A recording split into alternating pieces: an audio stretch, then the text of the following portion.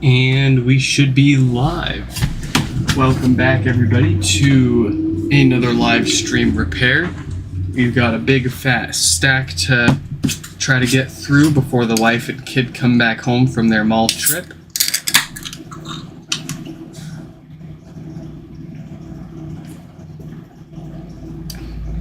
Alright, that I can mess with. That's good. Very good. So, first one, we've got this board, part of a HomePod that we need to touch up real quick, give it a new diode, and then we're going to put this one back together, and then we'll move on to our mail-in repairs here.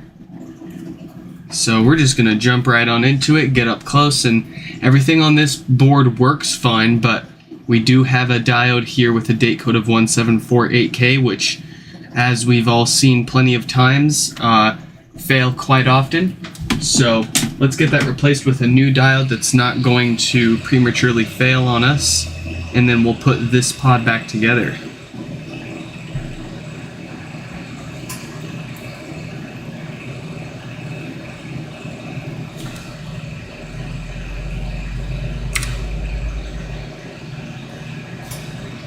Oh yeah, and to explain the stream title, for the past few months on my website, and still currently, I've had under the blinking volume buttons common issue an offer for whoever can find a reproducible and cost-effective way of fixing the blinking volume buttons issue that these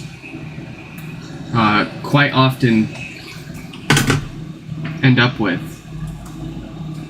You can win yourself a free HomePod if we can reproduce that repair.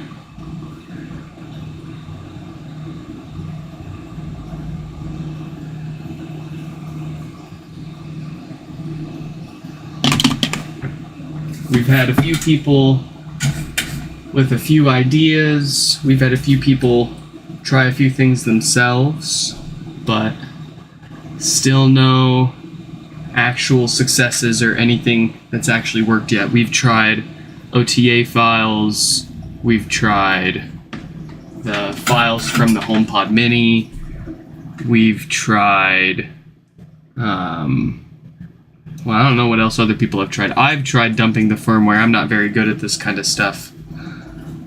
But I was able to get a few different command line utilities to detect the HomePod connected to my computer, but I just couldn't get any further than that.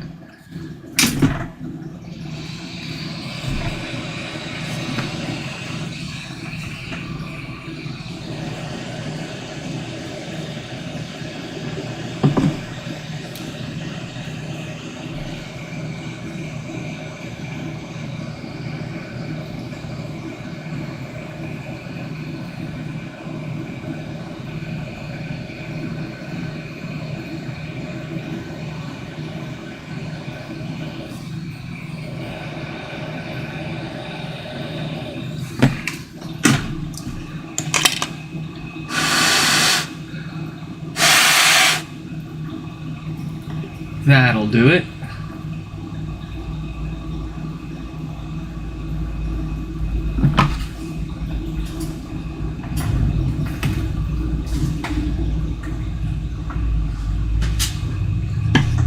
We don't need to really check anything else. We've been through this one quite a few times already. We already know it doesn't have offset issues. Nothing else wrong with the board. Really, we just wanted to take care of that diode while we had it here and apart. But otherwise, there are no issues that we could find with this HomePod in particular.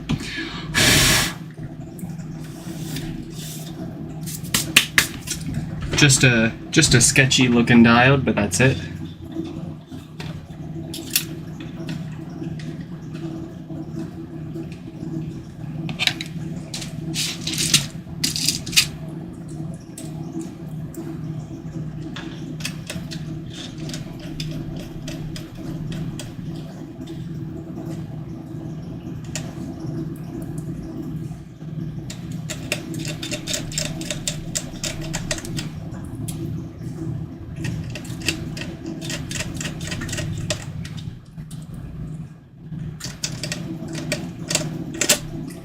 Bye.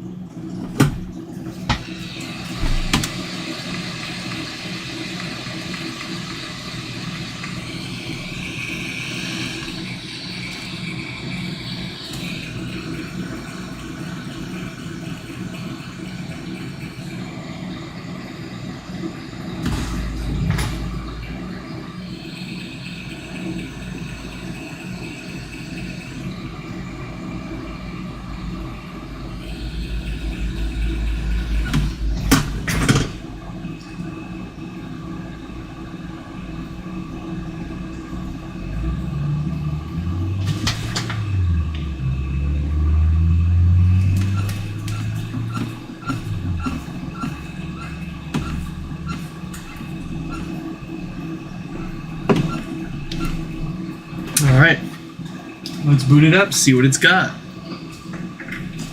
Make sure everything still works.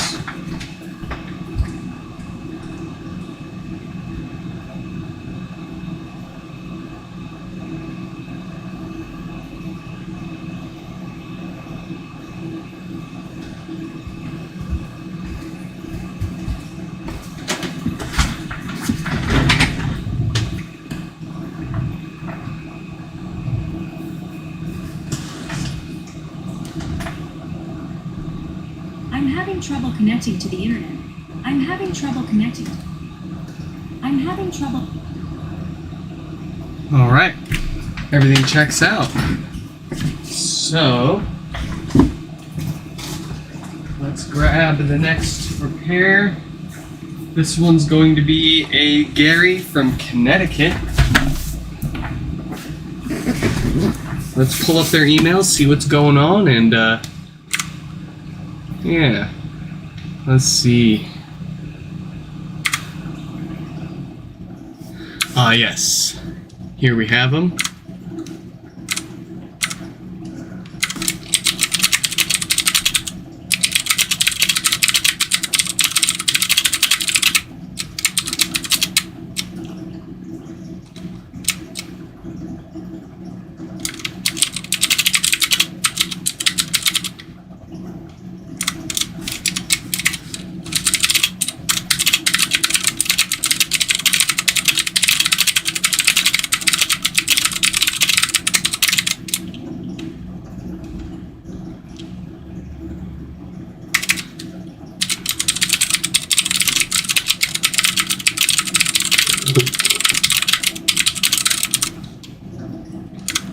Alright, so yes, what's wrong with their HomePod? Gary here has no power. Awesome. So, let's get their name up on the screen.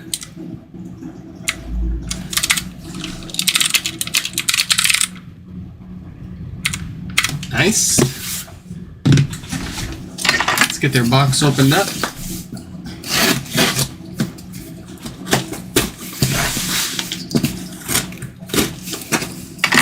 Oh yeah, let's let the Discord nerds know that we are also streaming.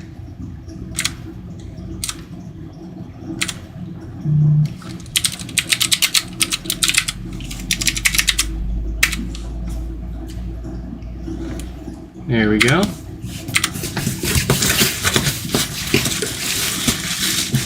Ooh, wow. Very nicely packed. Alright, I'll go ahead and just show you guys here.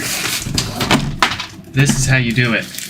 Packing all around every side, box taped shut, so it can't open up and allow the HomePod to shake around inside the box and the power cable to creep up and leave an imprint on your mesh.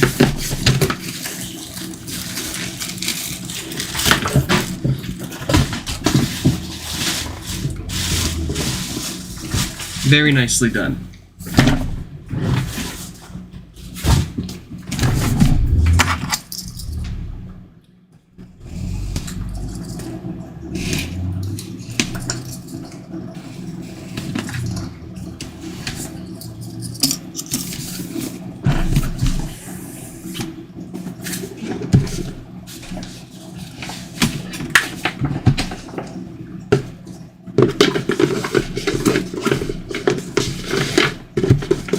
I'm gonna get in there.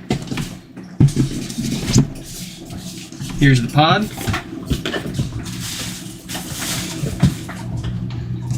First things first, we are going to verify their symptoms with a known good power cable here. After we assist the camera, it likes to switch between focus on the lights reflecting in the top cover and the actual subject here. So anyways, known good power cable connected to our kilowatt so we can see if this is pulling power or not. Yep, no signs of life, no response or nothing. And the typical, well, I normally say 4 to 6 watts. Oh, there we go, yep. It's sitting around 6 to 7 watts. So I'm still leaning towards that diode that normally fails on the amp, causing this one, like many others, but let's get it apart and see. Hey, Martin, welcome to the stream. Welcome, welcome.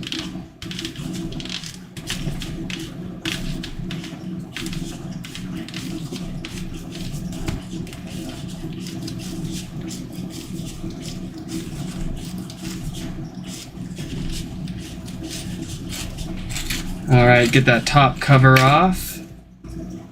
Easy peasy. Let's get the display next. That's just those 4 T6 screws and a little prying. Making sure we get under both layers here, not just this plastic layer that's stuck on top, but we want to get under the actual PCB. So we're going to wedge our tool in between the frame and those layers, and then we'll grab our plastic tool. Oops. I was saying we're going to use our plastic tool to actually go around this so we don't scratch it up with our metal one.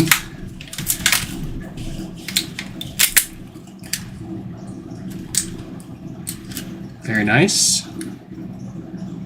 No issues with that I can see with our display there.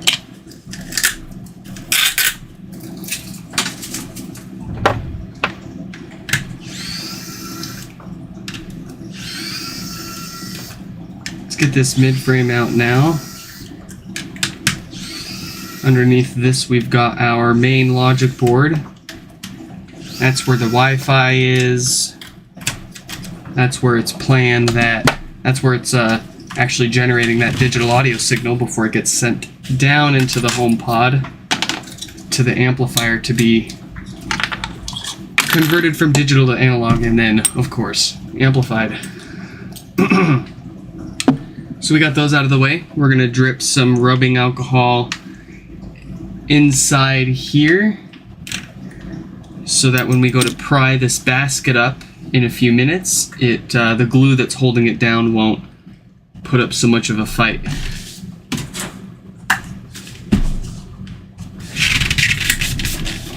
That down, we can detach our ribbon cable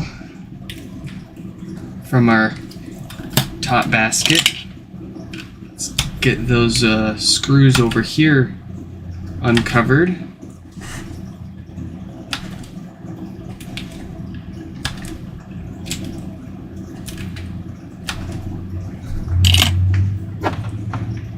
Take that out.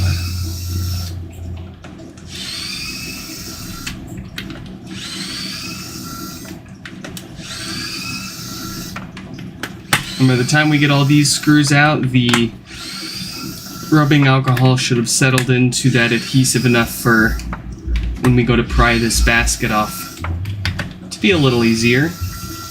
Either a little easier or totally by hand, we'll see. Oh, nope, it's putting up a fight.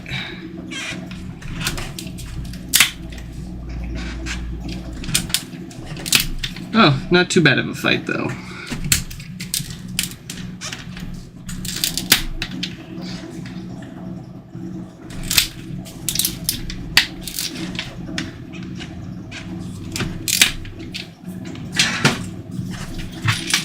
Not too bad.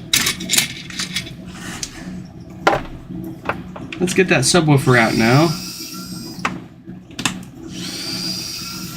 And we can tell that it hasn't been tortured too much yet. The dust cap here, if they've been overheated, you can tell by the dust cap it's got a darker spot in the middle than the rest of it. And when it gets really bad, of course, you end up burning your voice coil. So this is why we not only visually inspect, but we also check that voice coil in there and also sniff it. This was pulled from a subwoofer that was still kind of working just fine. And had we not looked at that, they wouldn't have known that their subwoofer was, well, just barely on its last. What's the saying? What do people say? On its last leg. Yeah, or I guess you could say it's on its. It was on its last coil.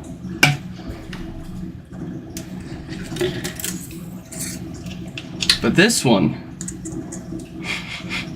fantastic all around. We've got a nice copper color on our coil, and it's nice and even all around. No grittiness actuating that woofer, so it's still in excellent shape. We don't have anything to worry about there. And yeah, I know they sent this in for no power, and they didn't mention anything about any bass issues or problems with their subwoofer. But it's always good to check that stuff, especially when it only takes a few extra seconds, and it ends up potentially saving you or everybody money and time when it comes back in a few months because the bass speaker blew up.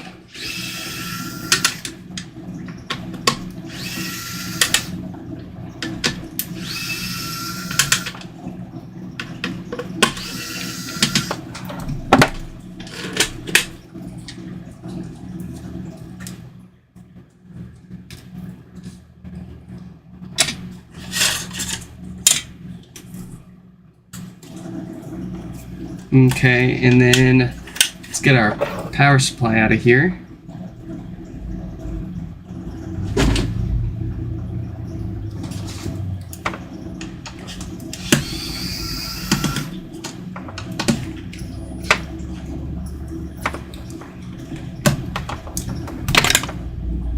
It seems like every day we've got one of these now where they just want to snap.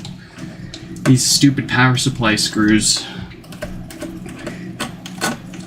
I swear they like weld these things in sometimes, because you'll end up breaking them before you take them out sometimes. It's awful. But we got lucky this time. We won't need to be extracting any broken screws, at least on this one. Fingers crossed we won't be dealing with that at all today.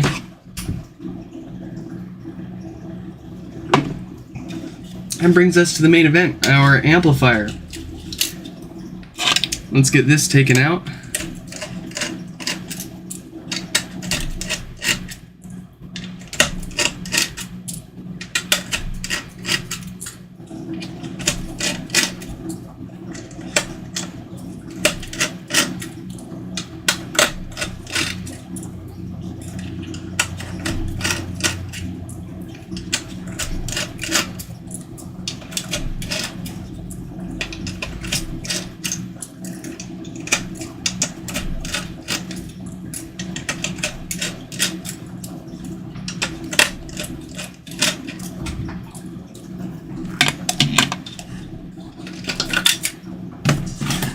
We are in.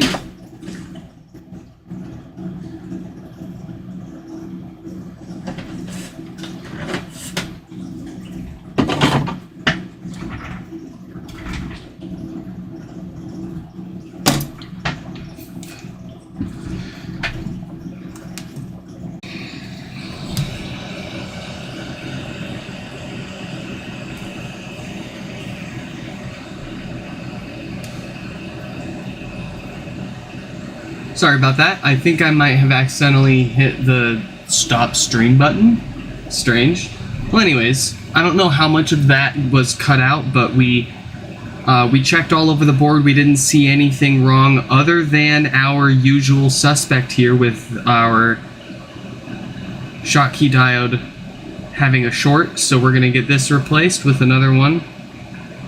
And it should be all it needs.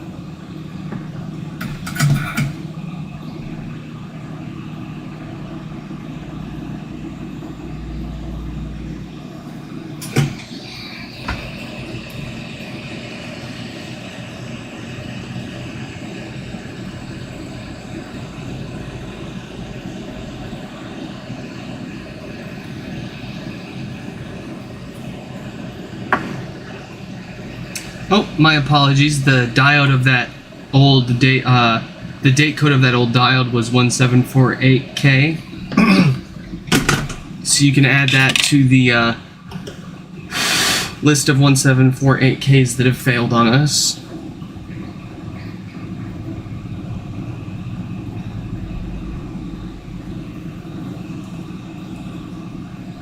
Gonna give this a chance to cool off, and then we'll start putting this back together enough to give it a quick test and see what it's got for us.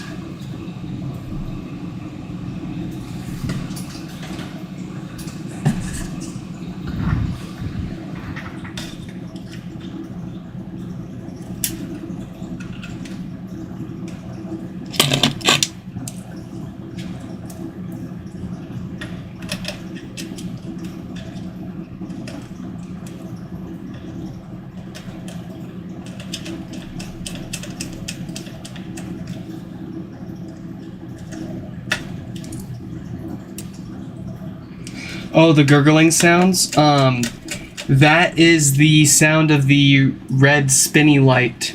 That's the power indicator for the D-Brick live stream. I forgot to turn that off. Let me go do that really quick.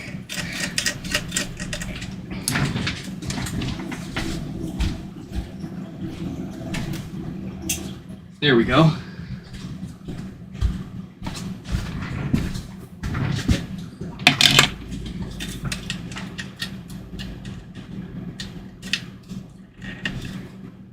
Alright. We don't need to put all of our screws in yet just to test this.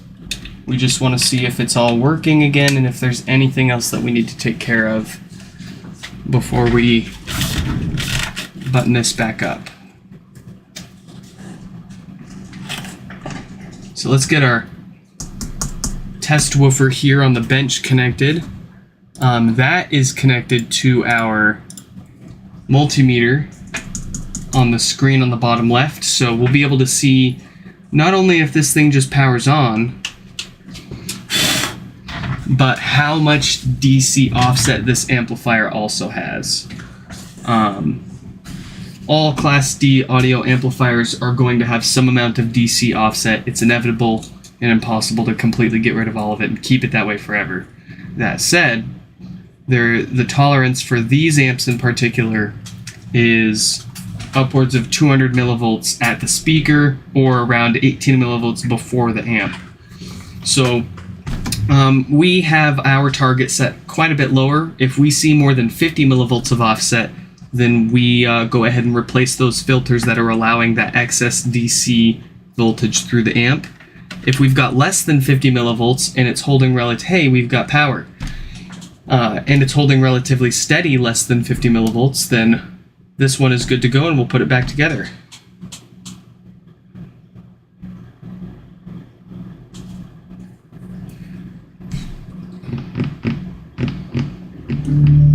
Beautiful bass and an excellent offset of around 1 millivolt holding steady, so this one appears good to go. But let's get it put back together all the way, and then we'll celebrate then.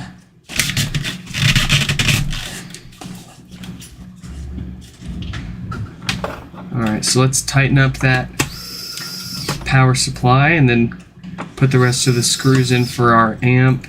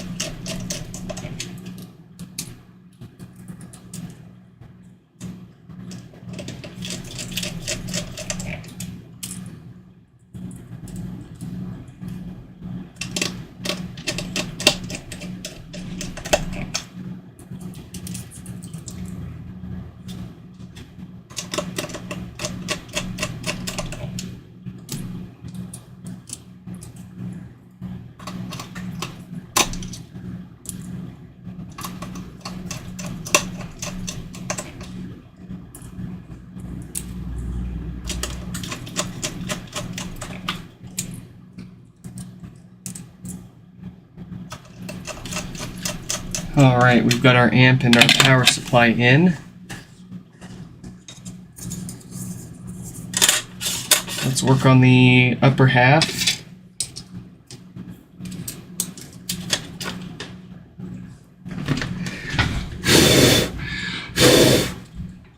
Make sure I don't have any rogue dust floating around in there. I don't know how, but dust somehow manages to find its way into these sealed enclosures.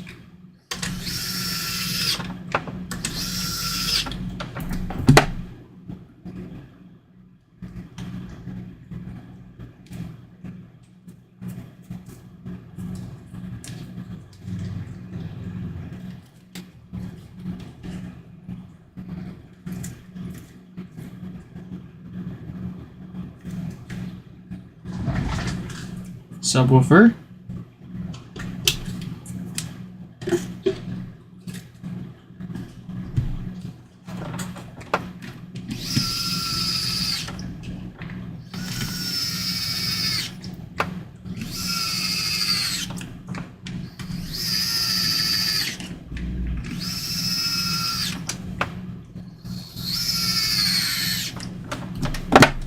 Let's wipe that off really quick. It's got a lot of glitter on it.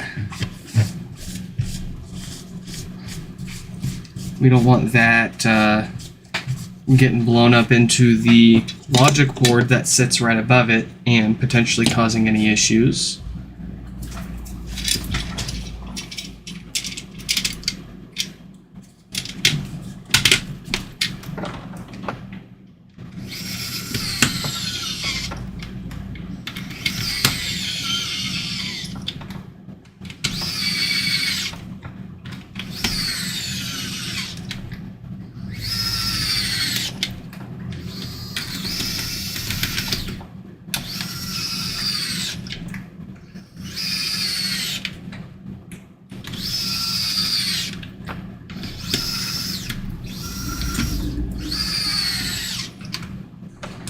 Nice.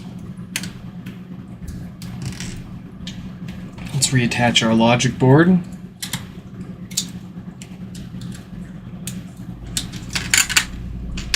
Mid-frame.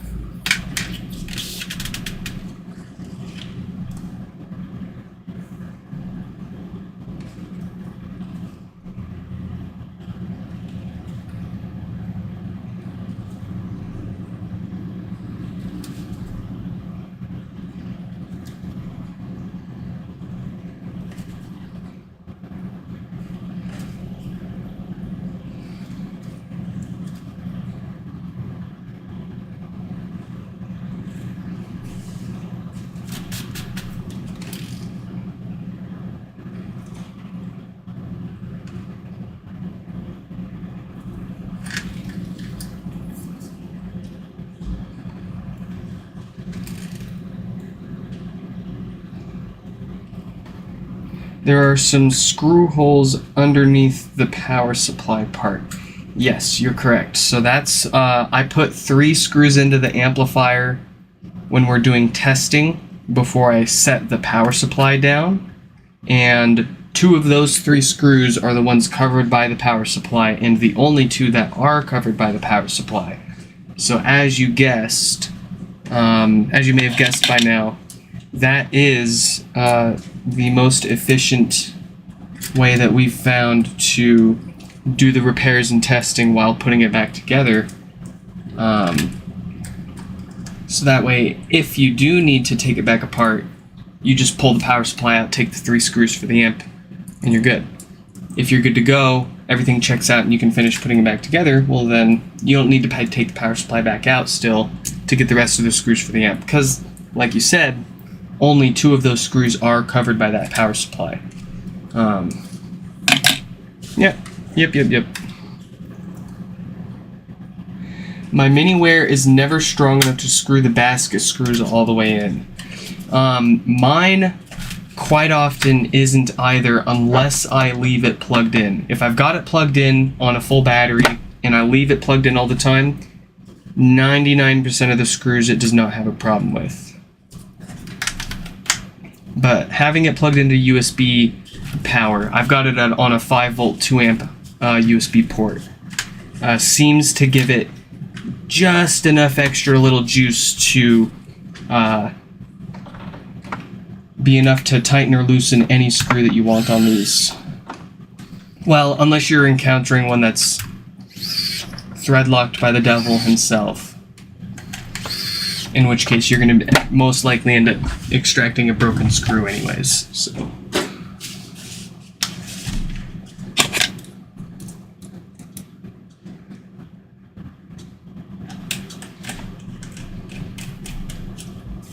Apparently there is also a slightly stronger version of this with more torque. I was watching another YouTube channel, Voidstar Labs, or I think that's what his name is. He's got the bigger version. He seemed to absolutely hate it. So I don't know if that's a problem with just specifically the bigger one, if it's a problem with the one that he had, or if, you know, to be fair, I've only had one other electric screwdriver, and this one's pretty great. I don't know what's out there. So maybe I don't know what I'm missing out on. But, I mean, I still like it. It works really well. Gets the job done, and it does it way faster than we used to. Completely by hand.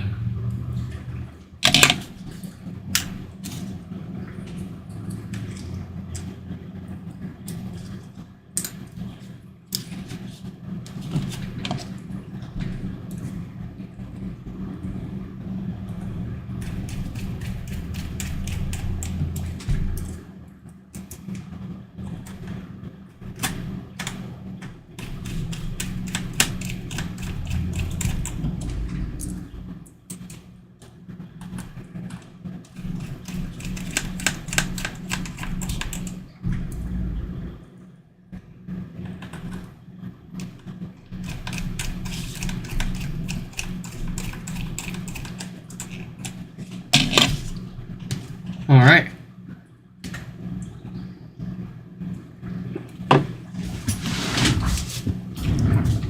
Sticky time.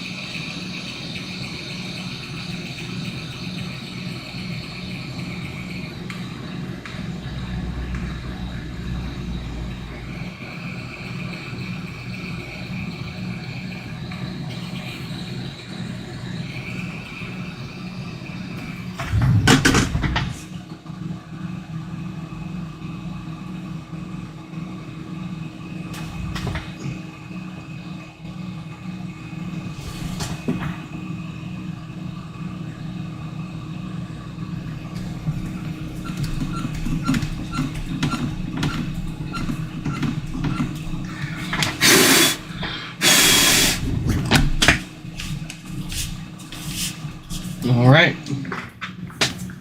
Do it work? Yes, it do.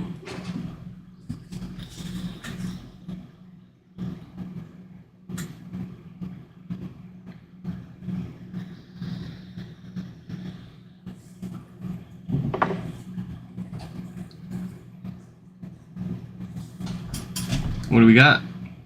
I'm having trouble connecting to the internet. Very good. I'm having trouble. Volume buttons light up nice and even. So it appears that we've got Gary's HomePod working again. Pending some final testing, that's good to go. Let's set it to the side and grab another one to fix up.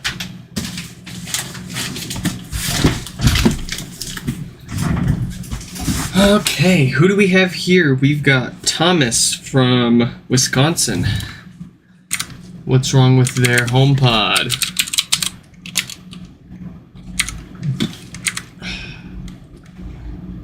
Let's see, death farts. All right.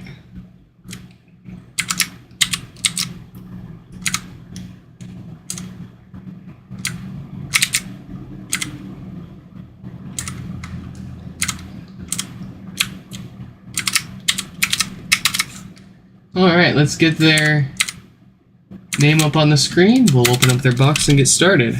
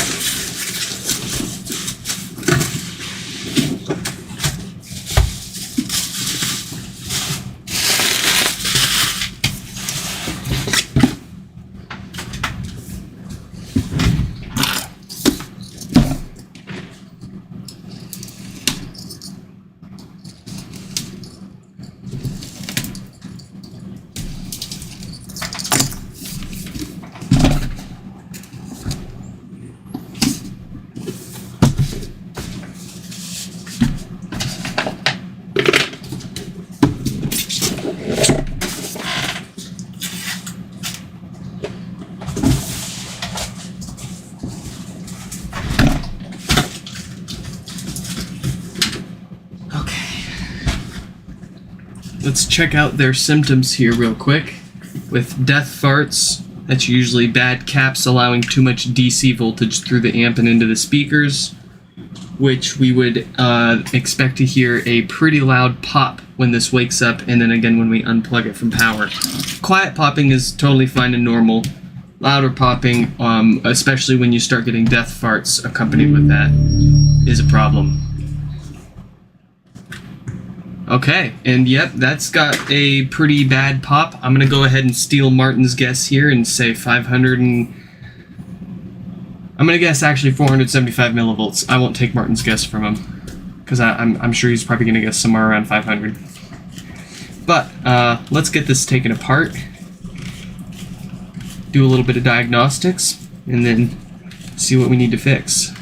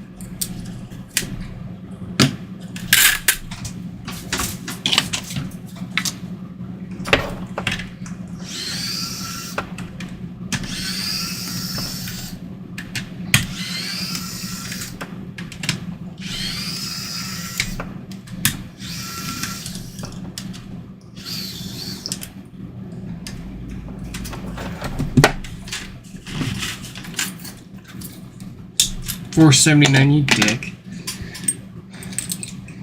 I'm gonna win. It's gonna be 475, and you're just gonna look like a big butthole. Big stinky.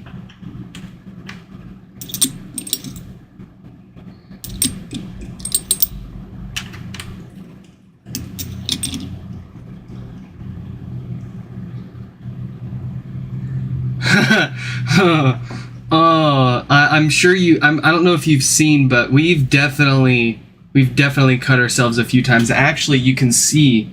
I think a few days ago we did get into our hand a little bit right there. Yeah, a couple of times. So yeah, no, it definitely still happens. No matter how many times you do it.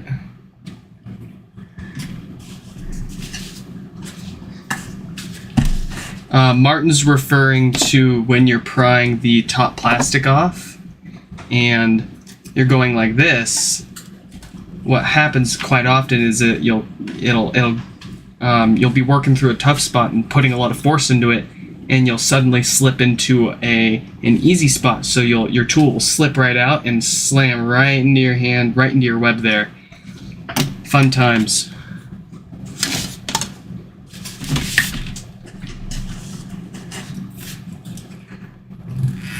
Slam's gonna guess 289 millivolts. You know, that's a respectable guess as well.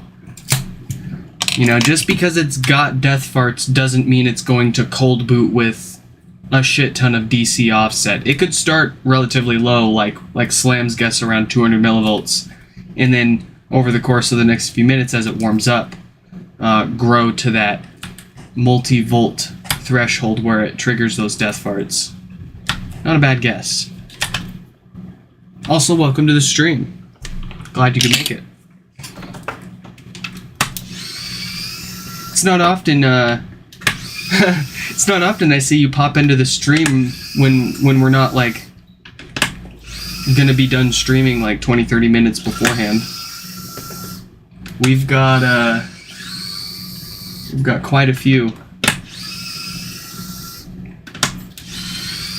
to take care of still. So that's why I try to push people towards not judging the problem purely based on the volume of the pop, because I myself have definitely heard a handful of these that pop louder than others with otherwise perfectly fine DC offset.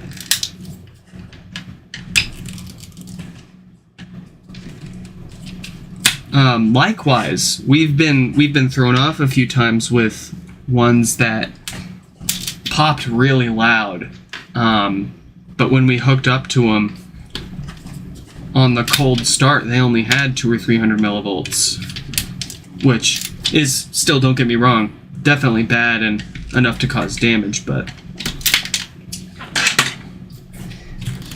that's why we typically tell people if they're thinking about sending their HomePod in for repair, don't bother if all it does is pop. You're typically fine to wait until you have other issues than just popping. Unless the popping is like really loud, you can hear it in the bass speaker and it's like reverberating through the table that you've got it on. Then you don't really need to wait for other issues. That's good enough to send it in. But the volume of the pop alone is not a surefire indicator of anything.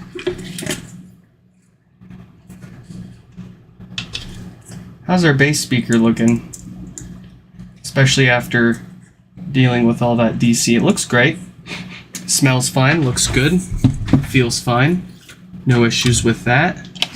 Good to see, good to see.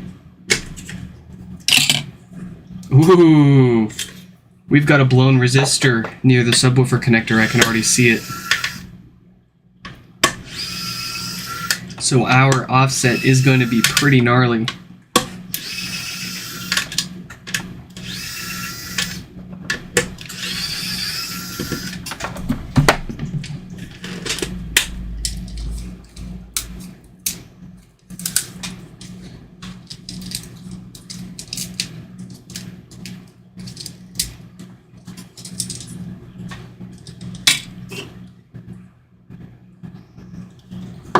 All right, it's time for this other Red Hook IPA. Storm Surge Hazy. Nice. What do we got? I'm going to go ahead and rate the Long Hammer IPA like a solid 7.5. Tastes great. I could easily drink a few of these without being repulsed by any of the taste or the flavor. Not something that I would go out of my way to buy a case of, but pretty good nonetheless. I wouldn't be disappointed if someone handed me one. But let's try this one out.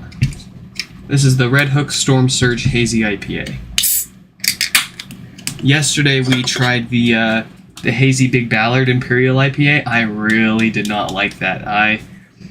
This was like a 3 or 4. Like, you could tell it was pretty decent. For the right person, they would absolutely love the taste of this. But me personally, I don't know. It had almost like a darker taste to it that I really did not like. And that's why I like IPAs. I like a lighter, hoppier kind of beer.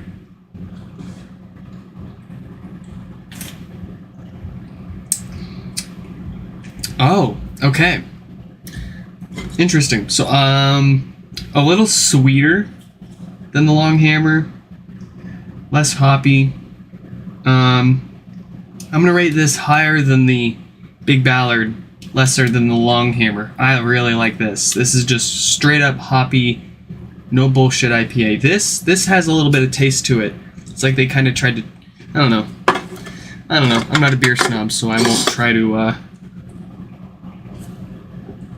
to snob it up.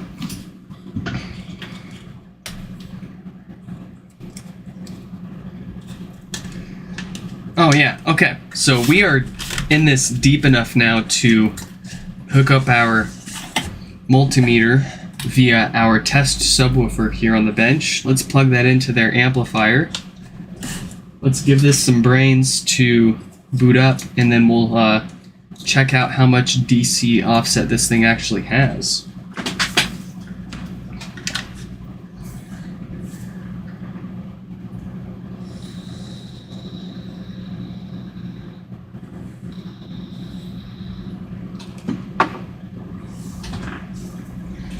Yeah, the aluminum cover is gonna get some work in today, that's for sure. 260 millivolts. So Slam's guess was quite close. Good job. All right.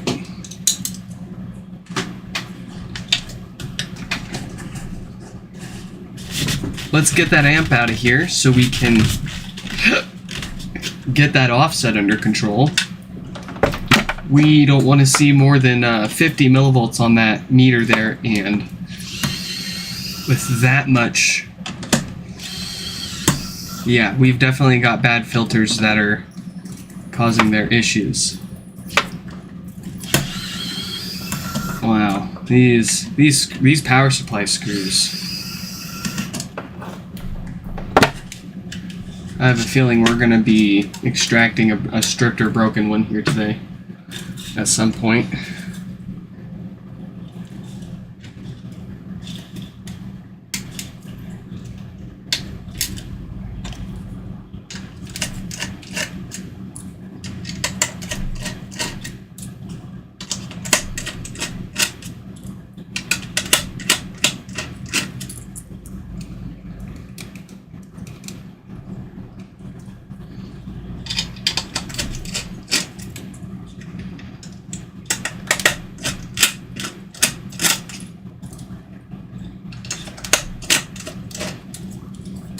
Yeah, see, that's what I was telling you. The volume of the pop alone, you cannot use to judge definitively how much offset it has, or even if it has a problem with offset or not, because the offset and the popping that you hear when it turns on or off, more often than not, is just, my best guess is some delay in those filters actually kicking in.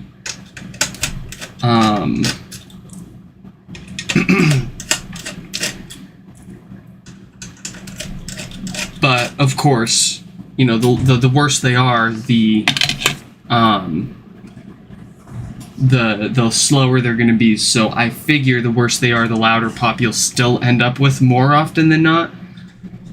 It's still above me, honestly. Like, truly understanding why it still pops. Why exactly? What parts are slow? Why is it? How can we make it faster? And maybe completely eliminate any popping. But it seems to be just the way that they designed it. They want the amp to turn off and on demand to save power, but they want it to be quick enough so that way if someone's talking to it, they're not, you know, waiting for the amp to turn on to hear anything. Okay. Here we go. First up, our filters. These caps are what's allowing that excess DC voltage through the amp and into our subwoofer, so let's give it some new ones. There's no great way to test which one of these four have failed. If you were to pull all of them and test their capacitance, they're going to show that they've got normal capacitance. They're going to show normal resistance. The only way you'll be able to really test them, if which one is good or not, is by putting them under load and then warming them up and seeing which ones fall out of spec. So that all said, it's just more efficient to replace all four of them in one go. On top of that, we don't want to be mixing and matching parts, especially when we're dealing with two sets of filter circuits here. We don't want to make any of that unbalanced. So we replace all four of these filters with a fresh new set of high quality ones that should far outlast the ones Apple cheaped out on. Ah, oh, look at that. Say goodbye.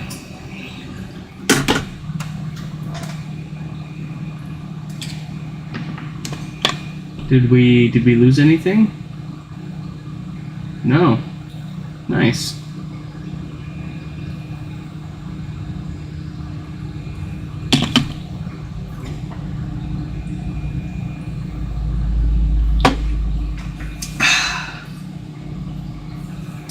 Okay, we're gonna put some fresh solder onto those pads.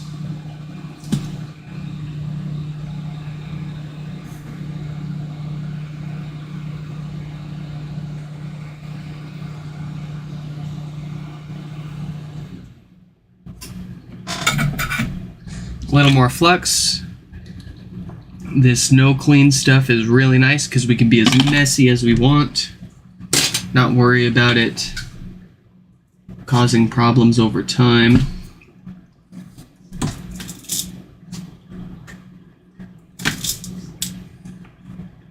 As Louis Rossmann would say, the bigger the glob, the better the job. He didn't say it like that, but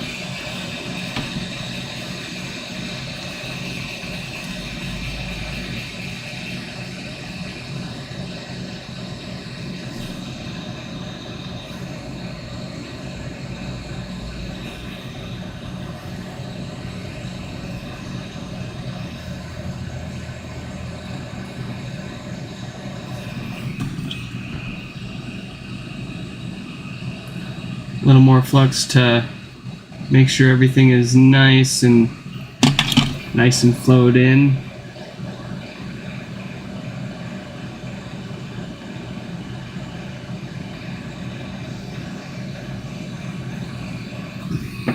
There we go. I'm happy with that.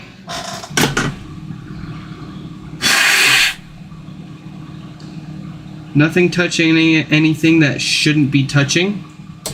So let's flip this around and move our focus over to this obviously damaged casualty here, our 10 ohm resistor.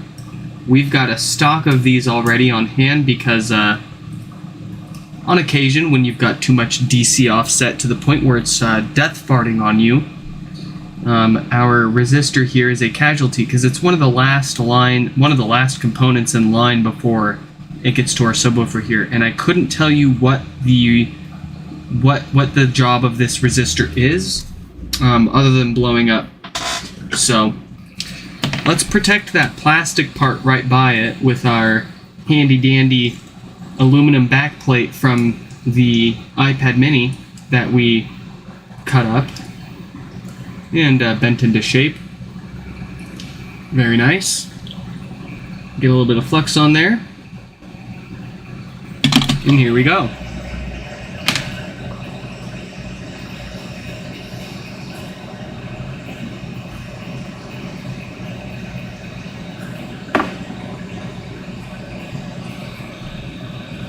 These take an incredible amount of heat to remove because you've got this big cooling pad right next to us stealing all of our heat. You thought the diode was tricky? Wait till you gotta replace one of these.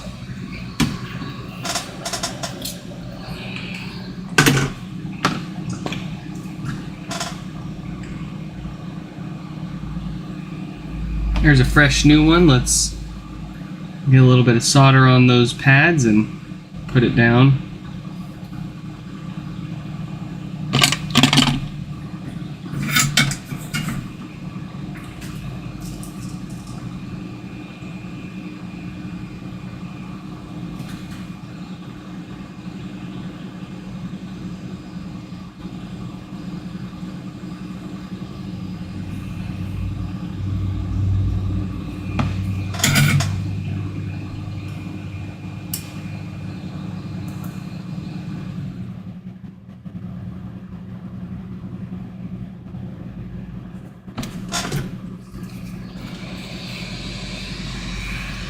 I need to sell these back plates. Oh, I feel bad enough selling repair services as it is.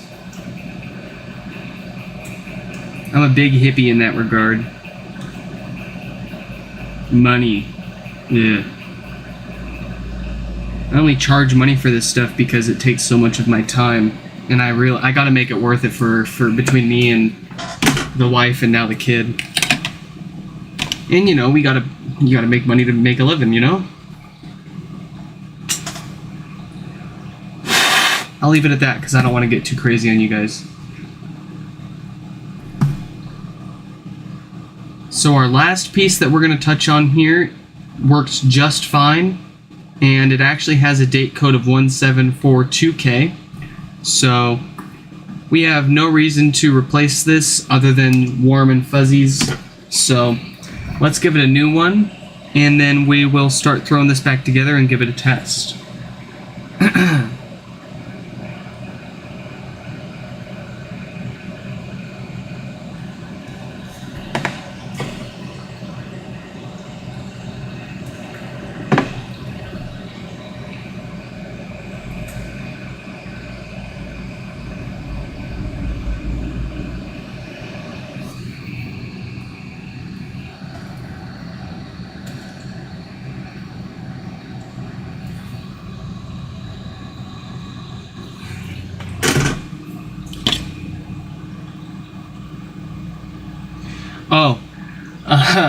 I emailed Diodes Incorporated a few weeks ago.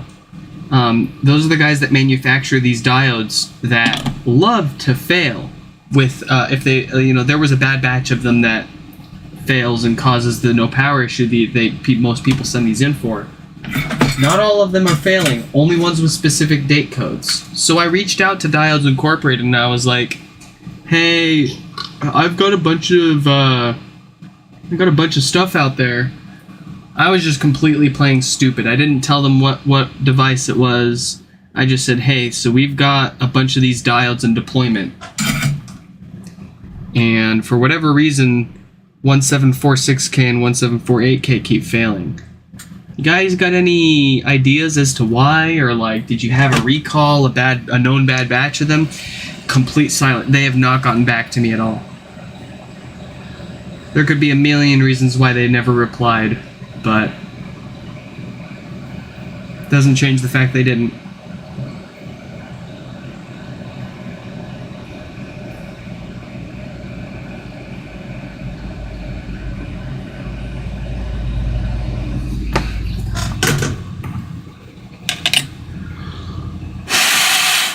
All right, fresh parts all across this board. let's cool it off for a sec, and then we'll start throwing this back together and give it a test.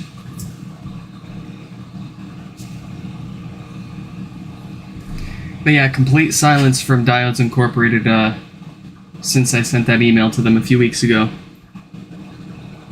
I'm expecting them to probably never respond unless I'm just a business party or a party interested in purchasing a wholesale amount of diodes from them. Whatever.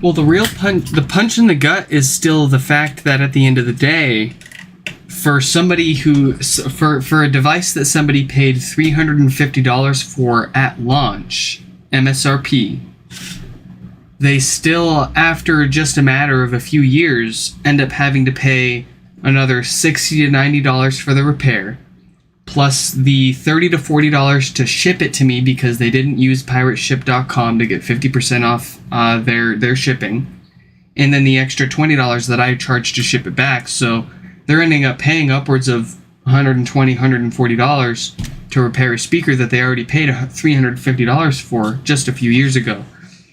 I feel awful. I still feel like kind of guilty about it, charging people for that and charging as much as I do, but then I turn around and people are telling me I should be charging more for this stuff. We're getting ahead of ourselves. No. We need a power supply.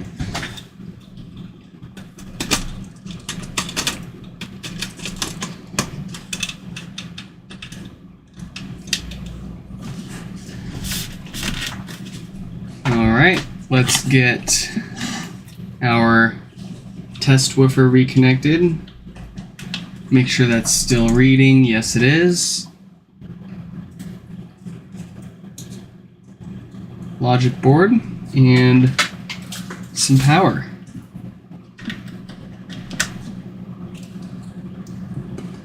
Alright, that's a great sign. It still turns on.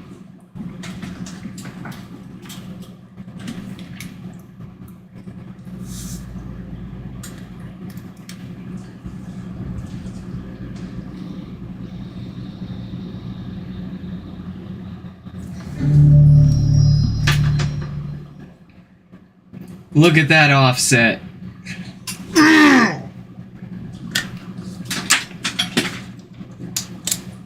That's what I'm talking about.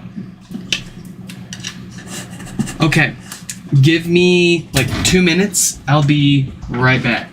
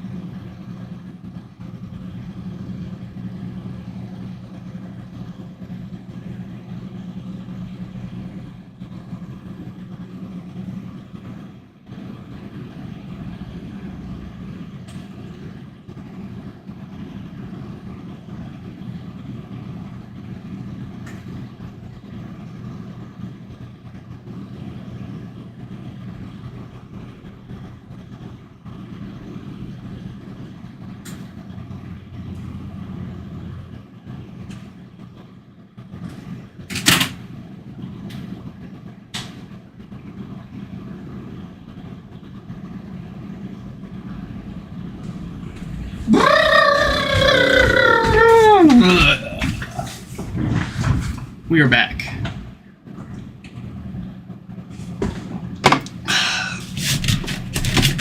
So this looks all fixed up and ready to put back together. Let's tighten up some screws.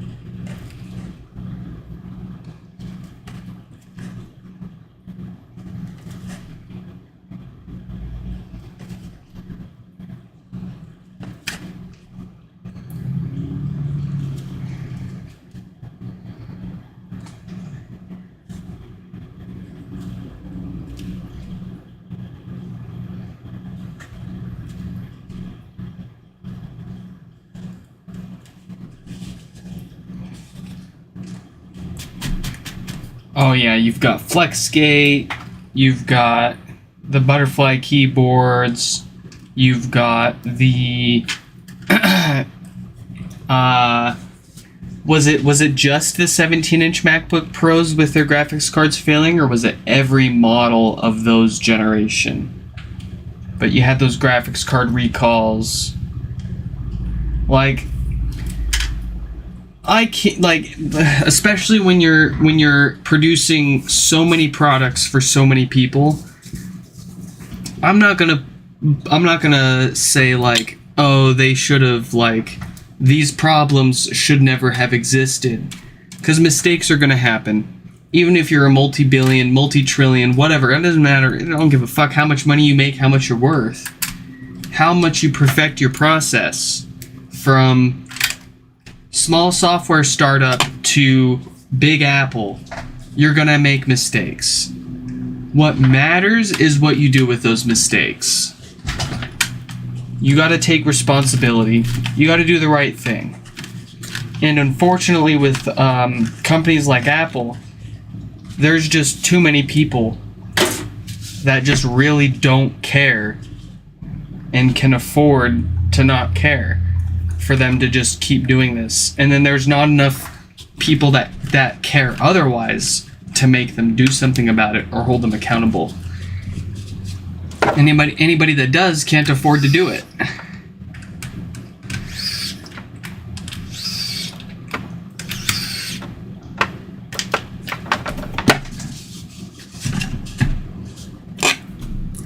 They make great products, but they also make some amazing mistakes. And then they just love to play the game of how little responsibility can we really take once we've got your money.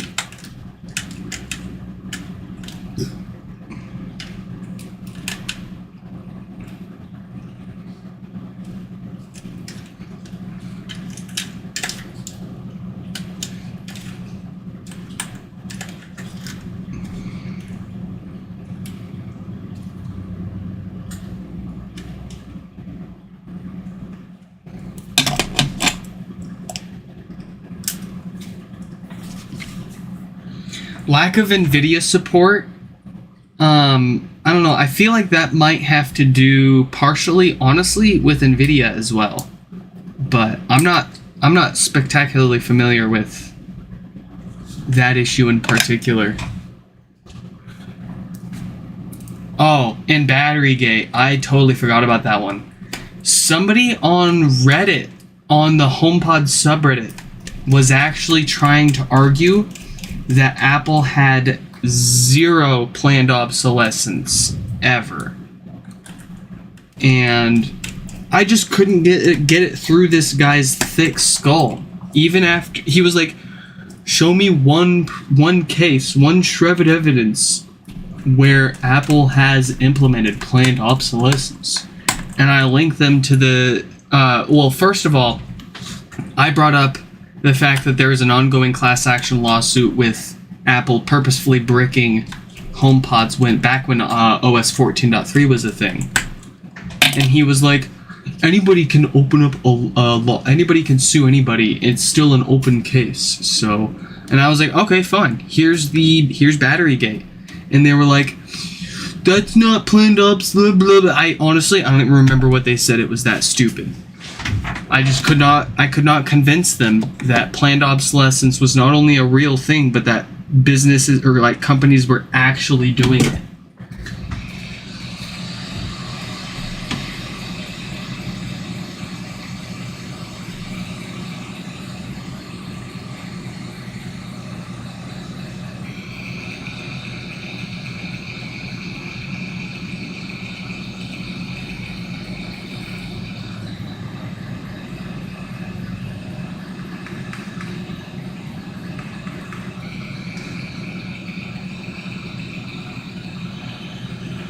Oh, can you imagine if someone like me were to suddenly become like CEO of Apple and like make them do like a complete 180 on their like actual repairability and stance on right to repair and like just general openness. consumer freedom. Like if I became CEO of Apple, I would, within the next generation of all of their products, be releasing things that your average Joe can take apart and replace the RAM, the battery, the storage, the motherboard, the keyboard, the display, any of that stuff. And if it breaks itself, being able to restore it without a hassle. I don't give a shit what it costs. I don't give a shit what it takes. You take what Apple is now and you add repairability and the fact that the consumer might want to actually be able to fix it without buying a new one in a year or two in mind. And I don't know how you could get much better than that. Like, Apple's stuff is already so good. That's really one of the only things they're missing. But anyways, this is fixed up. It's powered up. It plays nice bass songs, nice bass tunes, and no significant popping when we unplug it from power anymore. So that appears to be fixed up and good to go.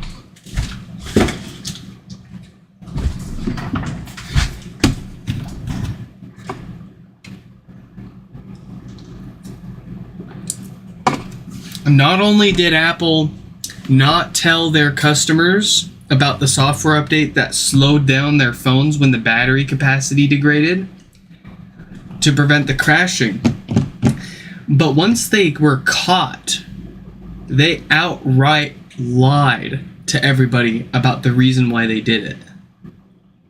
And it took so much effort for them to...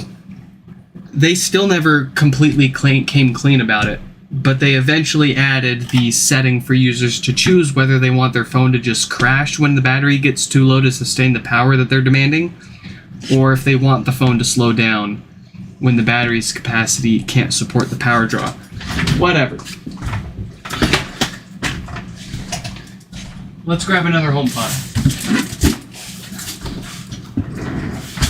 This one comes from Jonathan over in Missouri, Montana.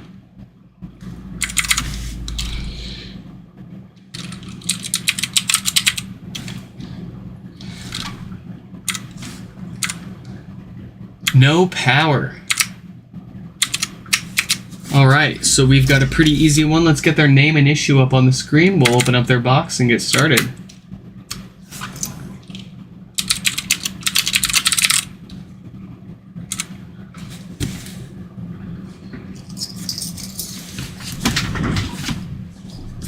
Yeah, Farmer's version of right to repair passed.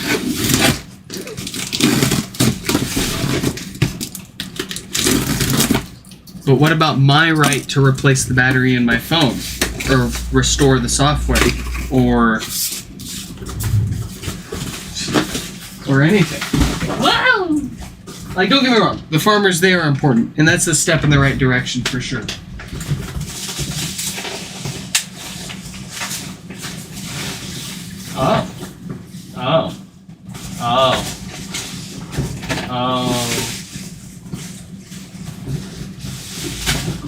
Hold on. This thing's already taken apart.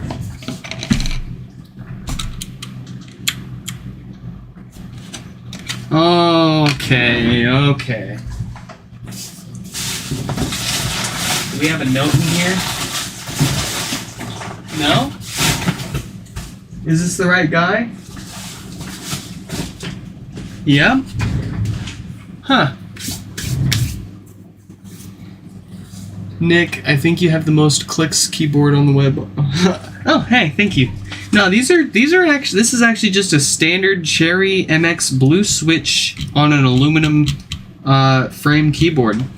So, there have been so many brands and manufacturers that have come out since this keyboard with way better switches than this, and builds that people have made that sound way. Now, let me go grab you one that I think sounds fucking phenomenal.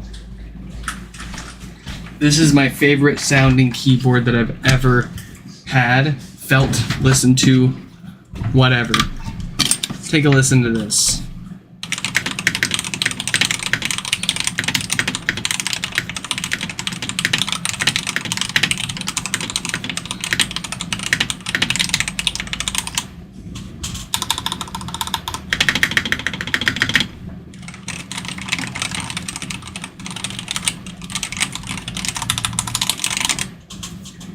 favorite.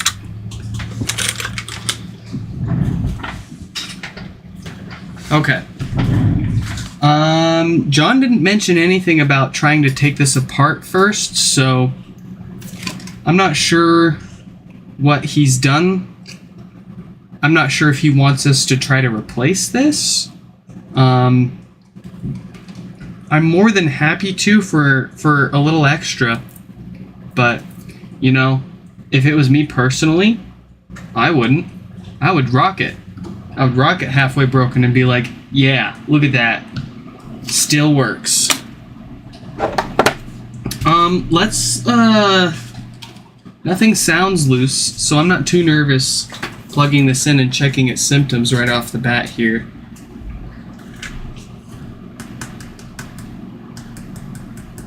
Okay, so definitely no power here. We're getting about 4 watts of power draw from the wall. So let's continue. I wonder if they even got this off. Yeah, all the screws here are still in. So, I wonder if they got as far as taking that top plastic off, and once they broke it, they were like, nah, fuck this. I'm just gonna send it into that guy that does this.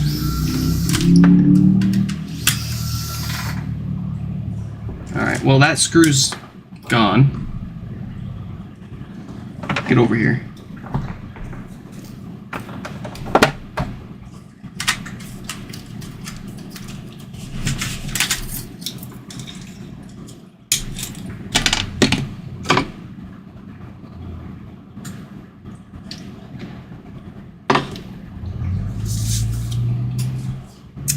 Okay.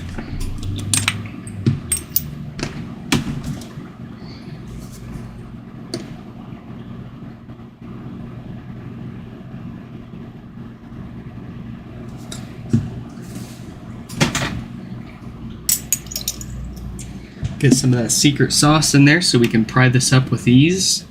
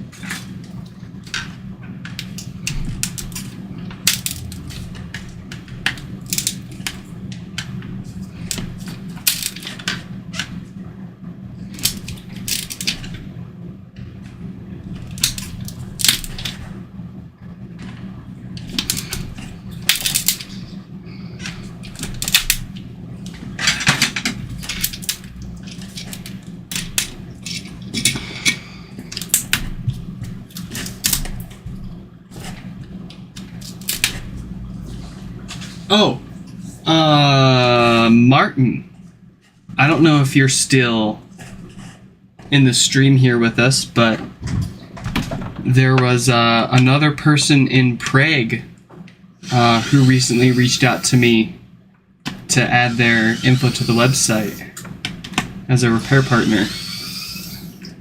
So now we've got you and this other guy over in the Czech Republic. You've got competition.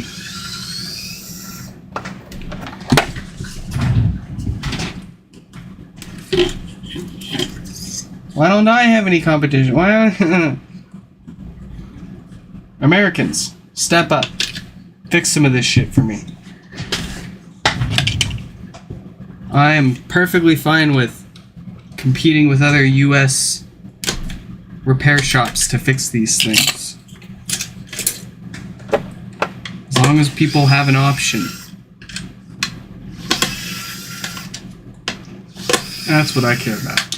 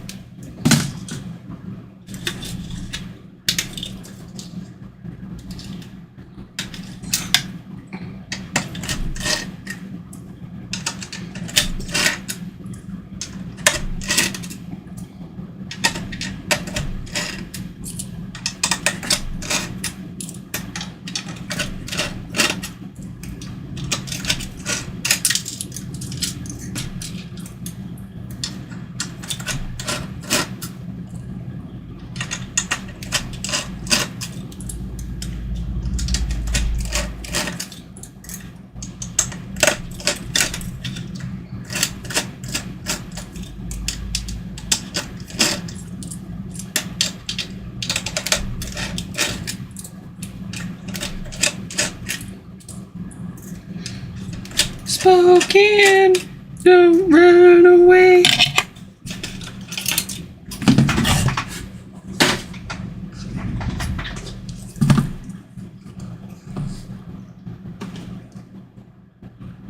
$1746K for a diode's date code.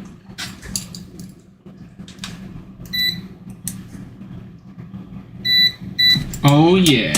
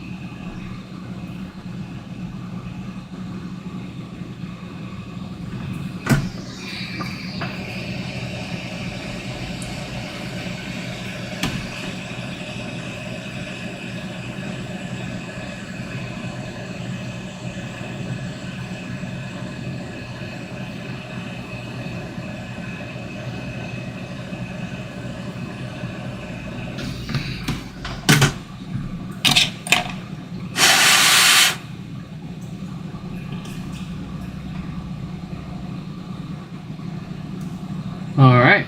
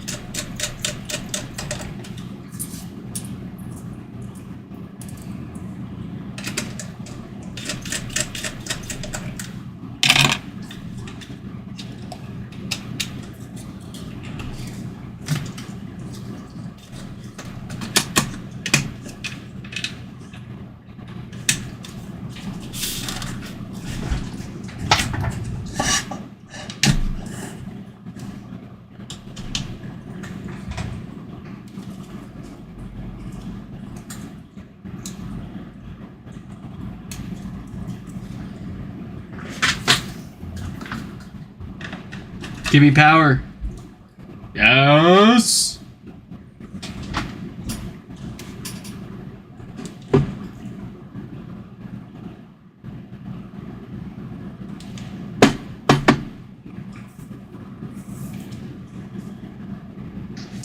Give me that, give me that, give me that bass.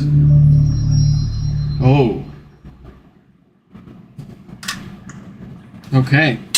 So we've got too much DC offset. Even though this power's on fine now, we've got bad filters as well. So let's give it some new filters before we put this together and send it back. The last thing I want to deal with is fixing a no power issue and then seeing the precursors of what will cause damage to the bass speaker and cause death farts, completely ignoring it, sending it back to them, and then having to deal with them shipping it back and forth again for us to fix another problem. Let's give this one new filters, and then it'll be good to go.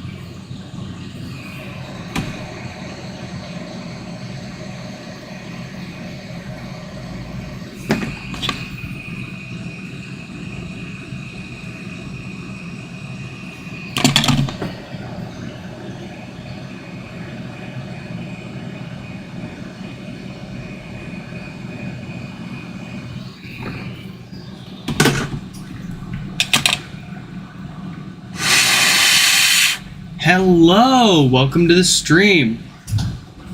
How did I diagnose the power or the DC offset? That was the number on our multimeter there at the bottom right hand corner in the red numbers there. So we saw 200 millivolts and it was growing, which is far past the 50 millivolts that we allow. So the fact that it was above 50 millivolts and it was growing, two signs that those filters are going bad, and even if they weren't having issues before they sent it in for no power, most likely they would have been sending it back in for death farts or a fried bass speaker if we had ignored that.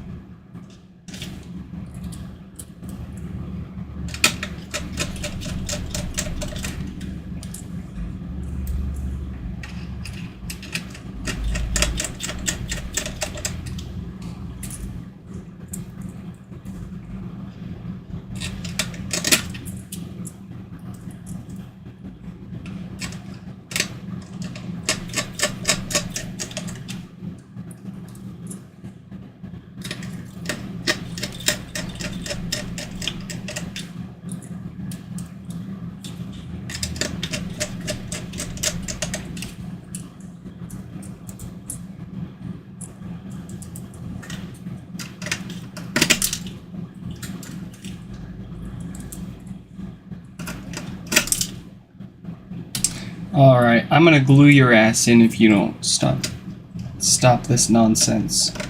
Get in there. There we go.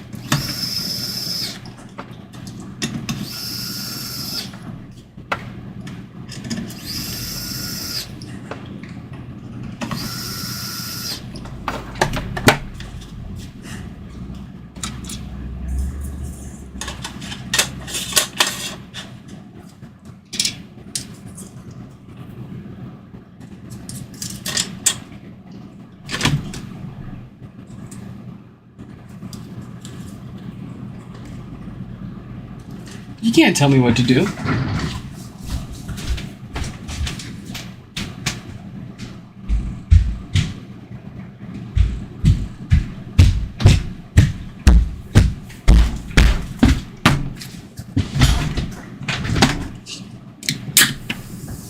Oh!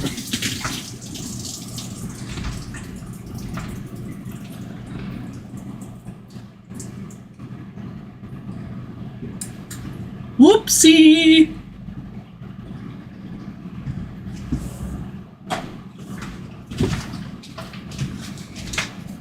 We'll just wipe that up real fast.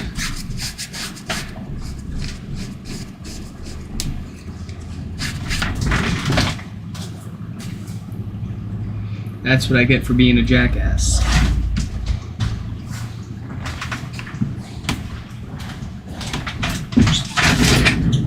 Okay.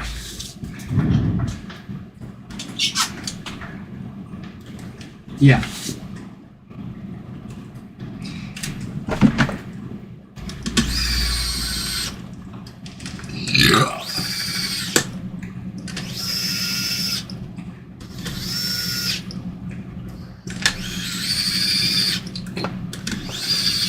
No, this ain't a beer pod. This is a beer pod.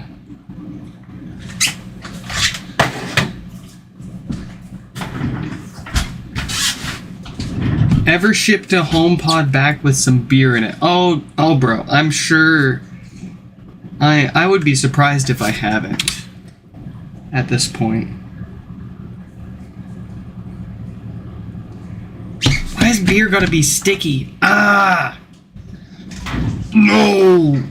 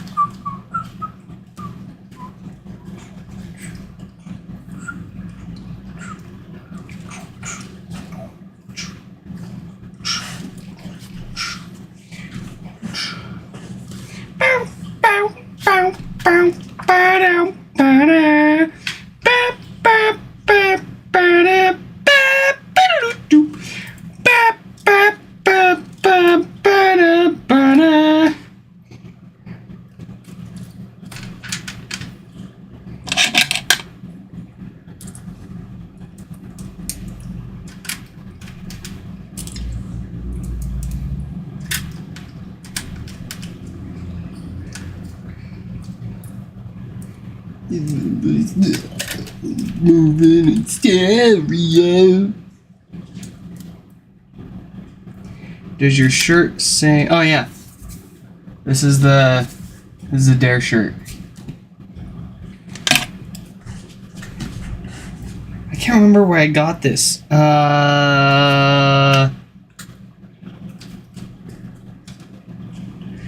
Where was this thing?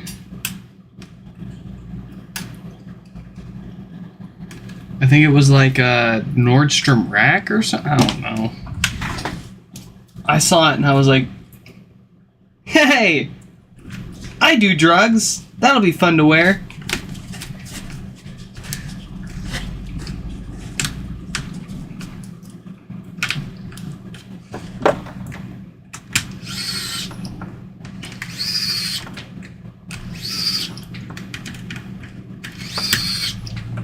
I like to wear this shirt into the office on Tuesdays, and then Wednesdays I'll wear my shirt with the crabs smoking crack from Cat Warehouse. You know, keep things balanced.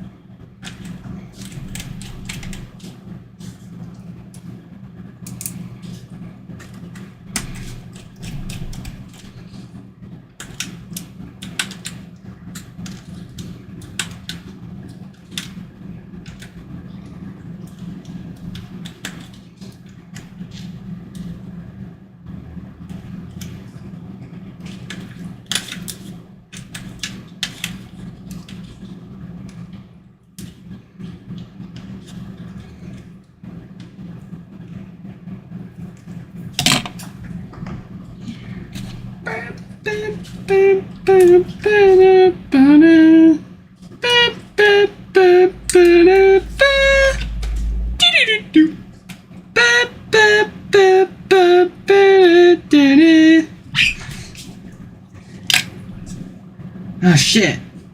They don't have any screws for their display. That's right, they took this fucker apart. We'll go ahead and give him some screws. That's no big deal.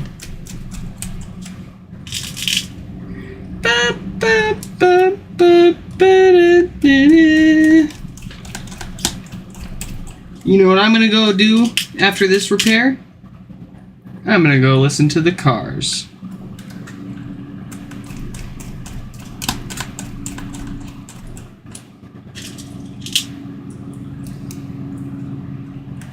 You know, I can say you're moving in stereo. Yeah, you can tell the ADHD's really kicking in. Well, I'm not gonna bother heating these parts up and sticking it down fully until we confirm whether they wanted us to replace this or not. And hey, if you're watching this and you're like, oh, he's got replacement top touch covers that aren't broken, I gotta email him and get like 10 of them from him right now. No, I don't sell parts, at least not right now. As you can imagine, you know, these in good condition are already hard enough to come by. I surely don't have enough stock sitting around to sell these in good condition to other people. I only have enough for me to be comfortable with offering repairs and the chance that I break one removing it, or like the one-off, you know, someone's already paying for the repair. It's easier to justify selling them the extra $10 plastic instead of, you know, selling just a $10 plastic to somebody when they're just flipping these things in the first place. I'm not trying to save people so they can make a profit. I'm trying to save people when they already spent $300+ on this thing. So we're just gonna slap that on there. We're gonna ask John if he wanted to pay a little more to get this replaced, or if he's cool with rocking it the way it is. And like I was saying before we started this one, if it was me, I would rock it. You know, it doesn't have any effect on the actual functionality of the speaker, and if it works perfectly fine, hey, function over form.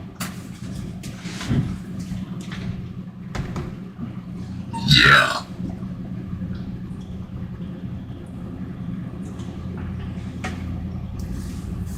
I don't know what it is with those cats, but they I don't know what's in their water. They get really belchy.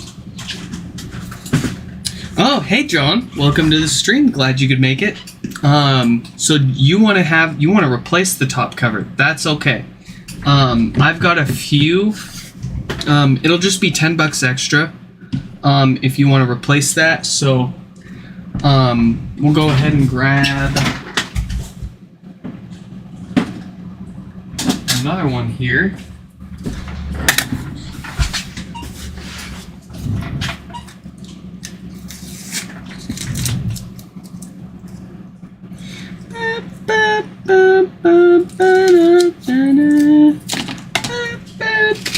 I'm having trouble connecting to the internet. Hey. For more info, check.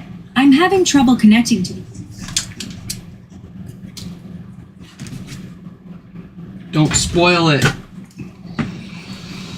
They're not supposed to know that you're working yet.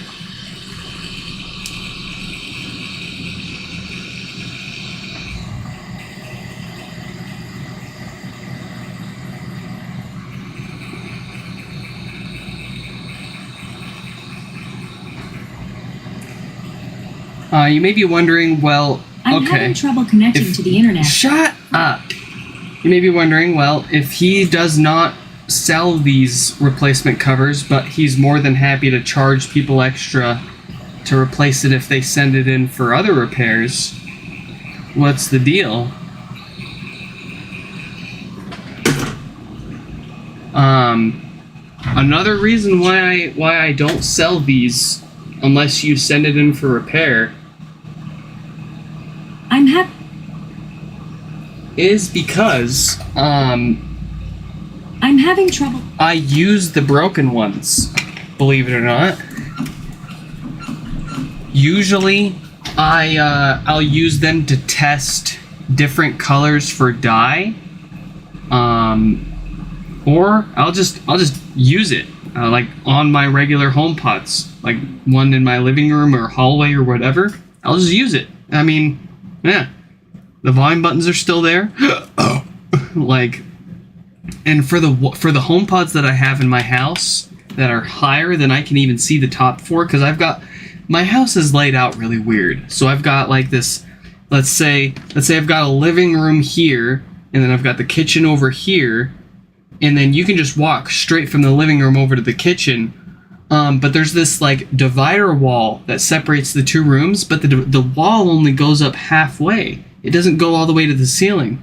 So theoretically, you could throw an object from the living room and hit the wife cooking dinner in the kitchen, and vice versa. If the wife gets really upset at me one day, she can easily throw the pan of hot grease over the wall onto me in the living room as I'm bantering her from the couch. So, I've got a couple of HomePods up on that middle wall, so it's really nice because one HomePod will give me sound not only in the living room but just as much in the kitchen. It's basically cheating.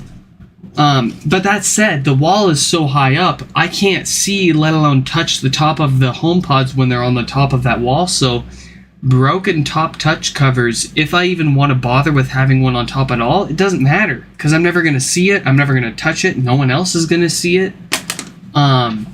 It works out. And then if if all else, I'll use these broken ones just as test pieces to see how well different colors of dye and different processes to dye these parts end up turning out. But I'm having trouble connecting to the internet. We've got power, we've got sound, our volume buttons light up nice and even. So John's HomePod here looks like it's all fixed up and ready to go. I'm having trouble and that's actually all that we've got time to get fixed up here today. So we've got a few more to fix up, but we'll take care of those this weekend, either tomorrow or Sunday. Yeah, that's all that we're going to do here today, folks. If you're looking for more info on doing your own HomePod repairs or sending yours to be fixed in for you here on the channel, visit the website nixfix.com, where I've got those common issues that you may be looking for and my contact info, as well as a list of international repair people. So if you don't live in the US, you might actually be closer to someone who fixes these than you might think. If it's not on my website, feel free to shoot me an email or leave a comment down below, and we'll try to get you taken care of as soon as possible. In any case, I hope you all enjoyed this live stream repair, and I'll catch you in the next one.